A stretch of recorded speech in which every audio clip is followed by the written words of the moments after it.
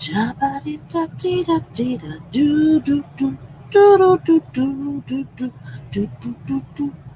kia ora. Helen Brahms here, coming to you live from Sun City in Arizona. Hope you're all having a super fantastic, sparkling start to Magic Monday. Yes, it is that day of the week that starts an incredible, it's just that start of an incredible week that happens on a Monday. It is. Some people get out of bed and go, oh, it's Monday. What's that song by the Bengals? It's just another manic Monday. Wish it were a Sunday. No, I don't wish it was a Sunday. I wish it was a Monday, because Monday is the brand new start of it's a fresh start to a brand new week.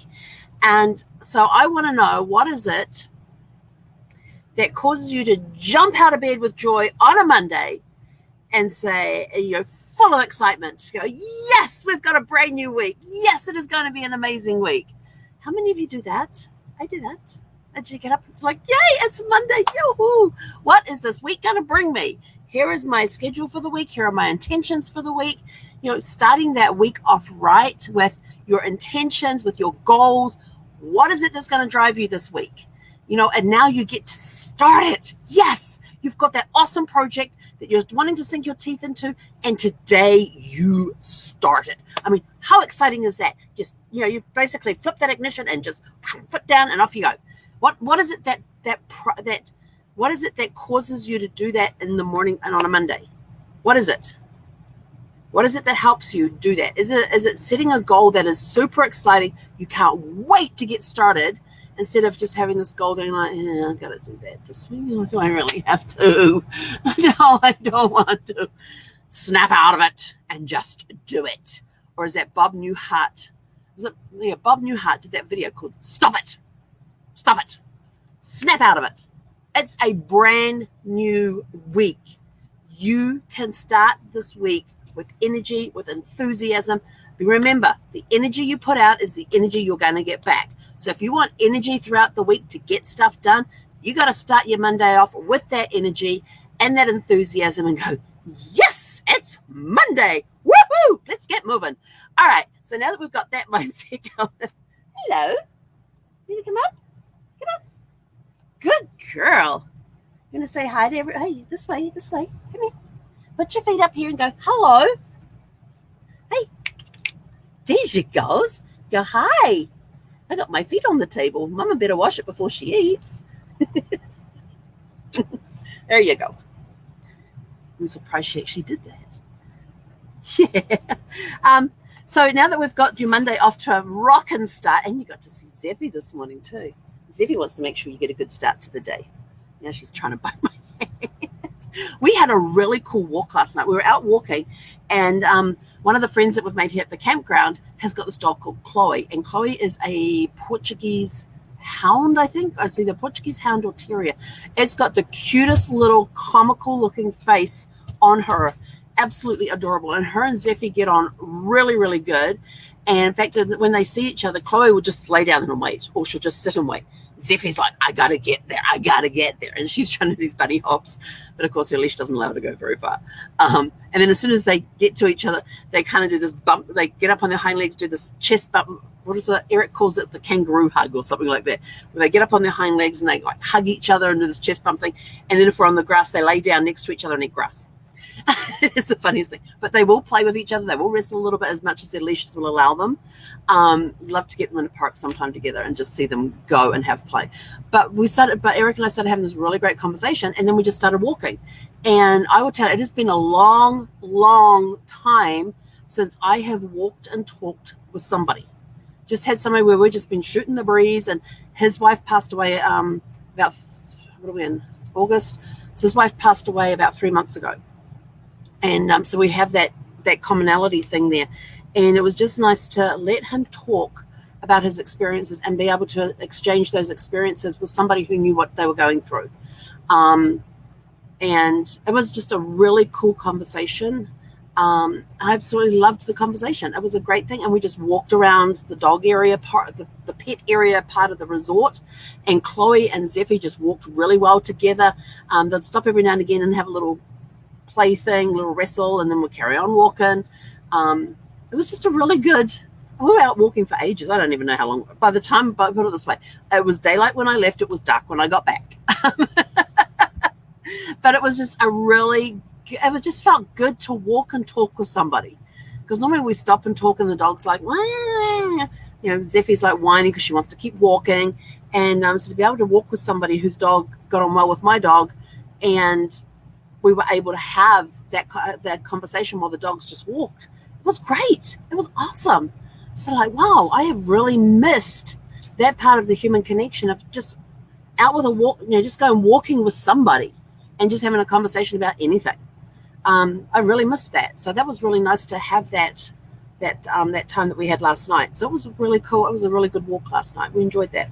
Now your question of the day, because I have to get going. I got a pile of work waiting for me. I'm like, yay! I looked at my inbox this morning and I went, holy crap, somebody's been a little busy over the weekend because my to-do list went from this to this. And I'm like, yes! How much of that can we knock out this morning? See, excitement changes the attitude completely. Instead of looking at that list and going, oh my gosh, I got 27 items there to do. So like, yes, how many of those can I knock out this morning? So yeah, I got 3 hours starting in 3 minutes to knock out as many of those as I can. So I am going to rock this thing.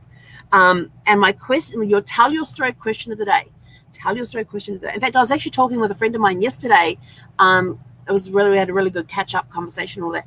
And it was interesting that one of the things that her and her partner looked at doing early on, like a few years ago, was helping people tell their story and recording it. And I'm like, why didn't you follow up with that? And I said, that's huge. And so we started talking a little more about it. So it was really cool. Your question for the day, since kids are going back to school and there's all these pictures appearing on social media about kids of their first day, and they've got those little boards that they hold up and everything else that says what they like and everything else on it, blah, blah, blah, blah. What do you remember about your first days back at school? So every year when you had to go back to school, what do you remember about your first days at school? Now, I probably can say I had a little more first days than normal because, yes, we had the first day of school for the year, which would be end of January, beginning of February. But then we also had other first days of school when we moved and we started going to a brand new school. And remember, I said I went to 9 different schools in my lifetime. So it wasn't just the first day of school because it was the first of the year, the first day of the new school year. It was also first days of school because we had just moved. And I am actually an outgoing introvert. Brad always used to call me an extrovert. I said, no. I said, you're getting it confused. I said, I'm not an extrovert at all. He says, what do you mean? I says, how do I recharge my batteries? And he sort of like looks at me and says, well, if I'm tired and I need to recharge, what do I do? He says, well, you just go off and sit and read or have a snooze. Or I said, okay. I said, that's an introvert. Extrovert, they have to be among people to get their batteries charged. And he's like, oh. I said, but I'm an outgoing introvert. But in my school years, every time I went to a new school, it was sort of like, oh, we have to go through this thing again. Mum would take us up to the school office, get us registered, then we'll get escorted down to the classroom. We had to wait in the hallway while whoever was escorting us to the classroom went in and spoke to the teacher, and then you got brought in front of everybody and introduced to everybody and got given a desk that you had to go sit at, and these are the people who are around you. And I'm just I looked forward to moving in a way, but in a way I was sort of like, I don't want to do this. I just made friends. I just got friends. And we're doing really good together. And now you're ripping. And I literally felt like my life was being ripped apart every time we moved because it was a new place, new location. Now I've got to start the whole process of making friends again and all of that. And I guess that's where a bit of my introvertness came from, but a bit of me really not minding being by myself. Because I remember sometimes I would take longer to make friends than I normally did because I was holding myself back because when are we going to move from here again? What's the point of making friends now if we're just going to move? And looking back, I think that was where some of my reservations came in, with how I treat people. And now it's sort of like, okay, how much longer I'm going to stay here before I have to leave and leave all these friends behind? Because, you know, you move, you get promise you're going to write and all that, and you kind of do for the first few months, and then there's nothing. And it was just like, why? Why do I keep making friends if I'm just going to move? But, you know, I have a really good close family, and I am very thankful that our parents did make the move as easy for us as they possibly could. And my mom has moving down to a science. Oh my gosh, my mom has that. She has her lists, and we just boom, boom, boom, boom, boom, boom, boom. She has moving down to a science. She even has, you know, there was the box, and the box was always the last thing that got put in the car before we left the empty house. And in that box would be the coffee maker, the kettle, the coffee, or whatever it was they were drinking. There would be basic supplies in there that we would need when we first got to the new house. And even though the cool part about the first night in the new house was it was usually fish and chips. We'll go find the local fish and chip shop and figure it out. And that was my favorite part, was we got to have fish and chips the first night in our new homes. But my mum would have her box of essentials that would go with us. And then she would always know where the bedding was as well. Her rule when we got in the house was as soon as we got in and the furniture got delivered, the first thing you did is you made all the beds. Because if nothing else got done, at least you had somewhere to sleep that night. And then you had the box of essentials that got us through the first couple of meals in the house before she could go shopping. So my mum had moving down to a science. And I learned a lot about that with her. And so, of course, whenever I move or help somebody move in, if I'm helping somebody move in, as soon as their bed is assembled, I'm in there making the bed. Because if nothing else gets done for them, they have somewhere to sleep that night. Even if they're not intending to sleep in the house, at least that's done.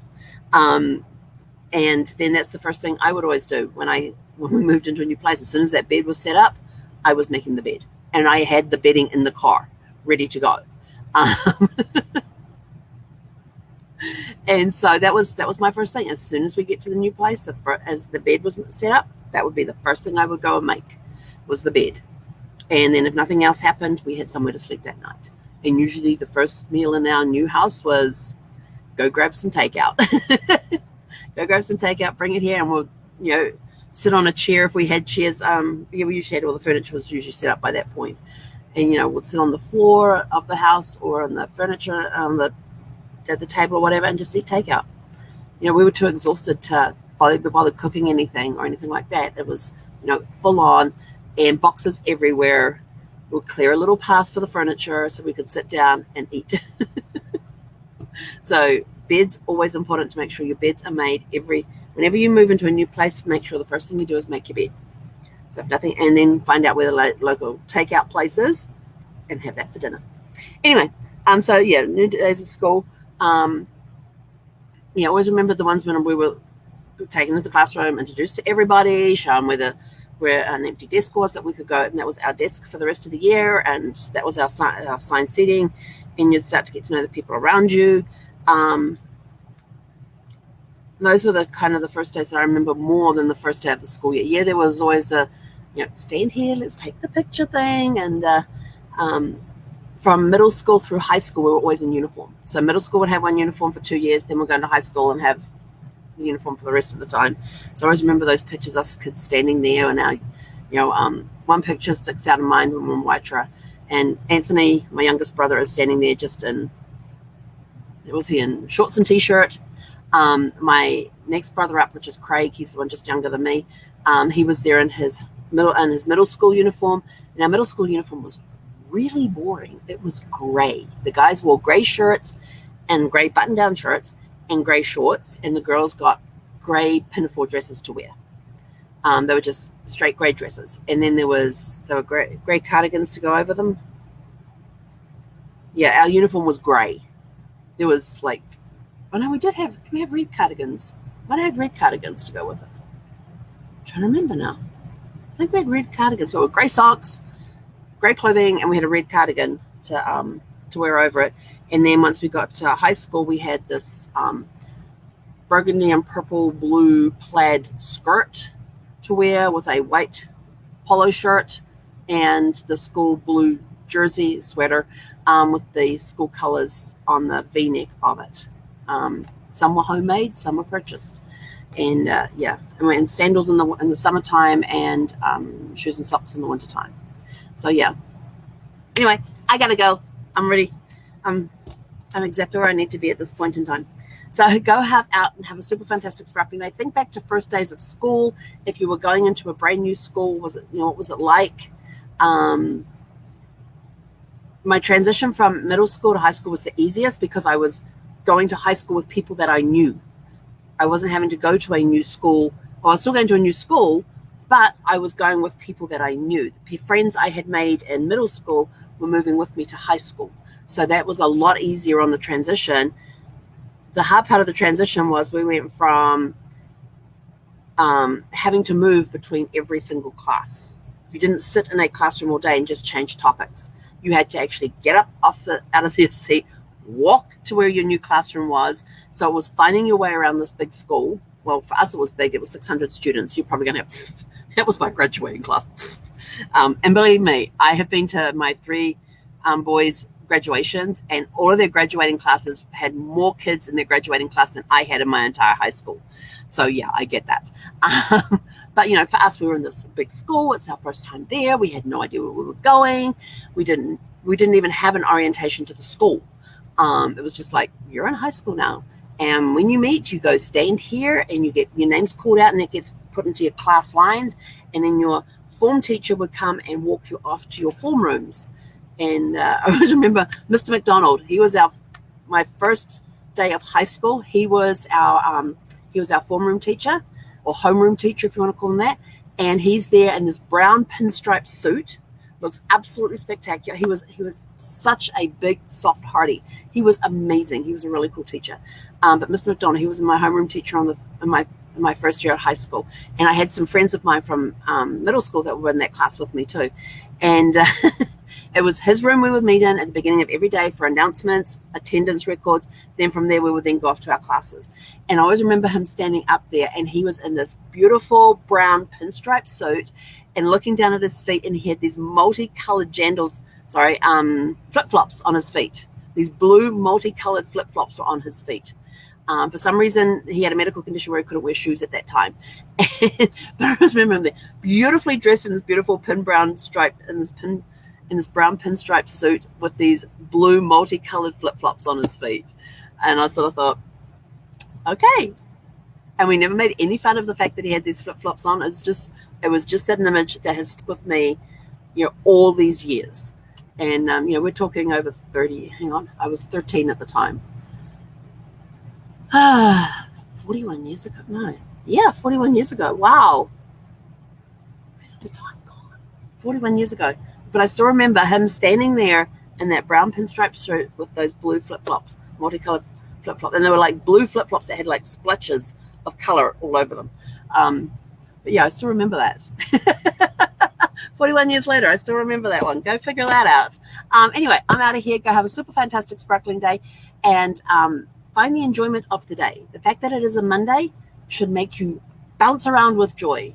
Go find that energy. Go find that joy. I'm off to clear my 27 to-dos as efficiently as I can this morning and get them all done. So have a super fantastic sparkling day. We'll catch you back at 6 p.m. this evening for part 2. Hej, Gonera.